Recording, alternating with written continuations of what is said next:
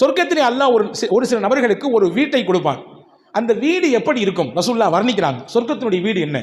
இங்க நம்ம எப்படி கட்டுறோம் வீட்டை? செங்கலை வச்சு கட்டுறோம், கருங்கல்ல வச்சு கட்டுறோம், ஹாலோ பிளாக் வச்சு கட்டுறோம், சிமெண்ட் போடுறோம், என்னெல்லாமோ செய்யறோம் இல்லையா? தேவைப்பட்ட அழகுக்காண்டி டைல்ஸ் இதெல்லாம் போட்டுக்கிறோம்.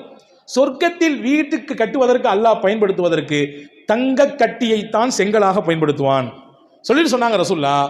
அந்த வீடினுடைய அமைப்பு எப்படி இருக்குன்னா, உள்ளே இருந்து பார்த்தா வெளியே தெரியும், வெளியே இருந்து பார்த்தா அப்படி உள்ள தெரியும். கண்ணாடியை போன்று அல்லாஹ் அமைத்திருப்பான். சொர்க்கத்தில் அந்த வீட்டை பார்த்துட்டு எல்லாரும் ஆசைப்படுவாங்க. ரசூல் ஸல்லல்லாஹு அலைஹி வஸல்லம் சொன்னாங்க, அல்லாஹ் யாருக்கு தெரியுமானதை கொடுப்பான்? 4 பண்புள்ள உள்ள மனிதர்களுக்கு அல்லாஹ் கொடுப்பான்.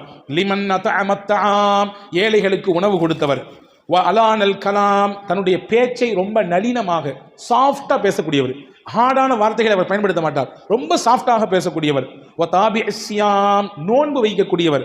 4வது சொன்னாங்க வ ஸல்லல் லைல் வன்னாசு நியாம், இரவின் ஓரப்பகுதியிலே